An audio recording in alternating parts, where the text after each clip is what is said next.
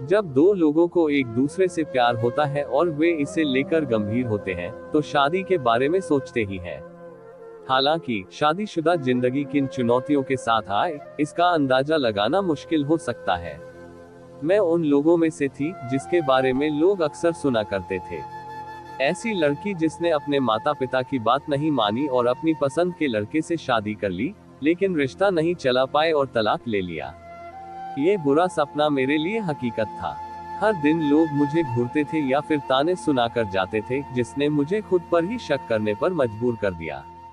मैं इन सब चीजों के दबाव में आने लगी और लगता था कि बस जमीन में समा जाऊं ताकि मुझे ये सहना न पड़े।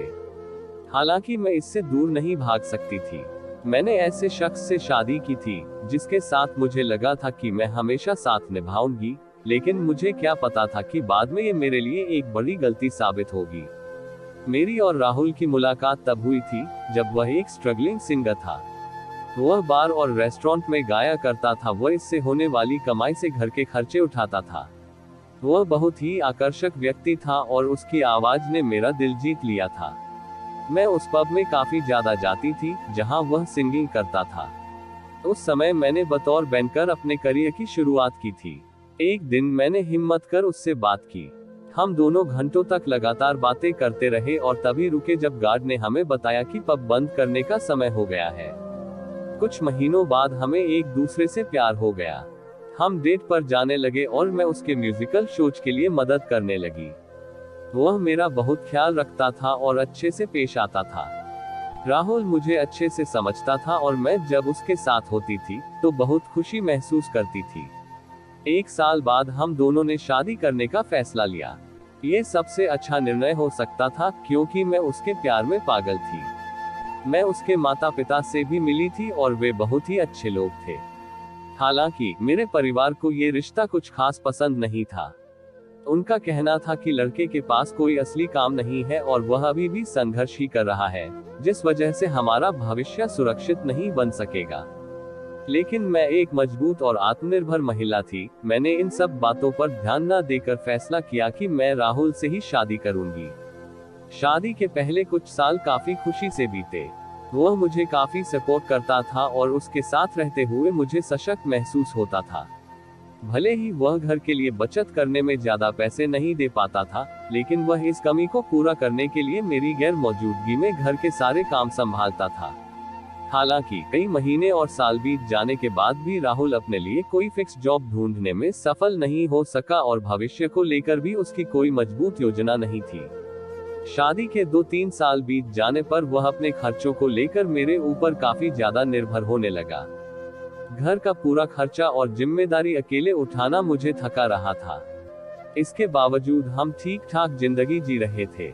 हालांकि बाद में राहुल ने बेमतलब की मांगे और खर्चे करना शुरू कर दिए, जिससे हमारे बीच में झगड़े होने लगे। इतना ही नहीं, उसके माता पिता भी हमारे घर पर ज्यादा आने जाने लगे और हर चीज में वह कमियां निकालते थे। वे सिरदर्द से ज्यादा कुछ नहीं थे।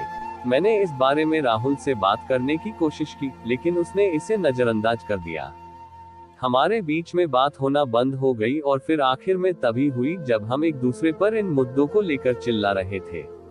मेरी खुशियों से भरी शादीशुदा जिंदगी एक जंग का मैदान बन चुकी थी। हमारे बीच में रोज झगड़े होने लगे।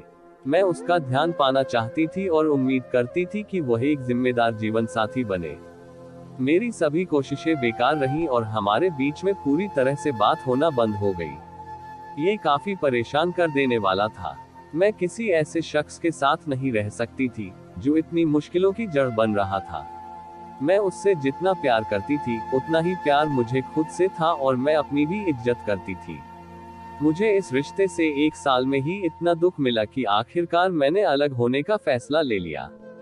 मुझे तब और पीड़ा महसूस हुई जब मैंने देखा कि राहुल तलाक से हमारे रिश्ते को बचाने की इच्छा तक नहीं दिखा रहा था। वह इसके लिए राजी हो गया।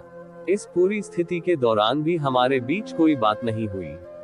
मैंने फिर भी कोशिश की, लेकिन उसकी ओर से कभी मुझे जवाब नहीं मिला। महीनों बाद तलाक की कानूनी कार्यवाही पूरी हुई और हम अपने अपने रास्ते निकल पड़े। मैंने कभी सोचा भी नहीं था कि मैं एक ऐसी शख्स बन जाऊंगी जो अपने परिवार की बात न मानकर इच्छा से शादी करे और फिर उसका ये नतीजा निकले। साल 2016 में हमारा तलाक हुआ था। मैंने अपनी नौकरी करना जारी रखा, लेकिन मेरे बुरे शादीशुदा जीवन ने मुझे भावनात्मक रूप से बुरी तरह से थका दिया था। मुझे अभी भी ध्रुव की बहुत याद आती है।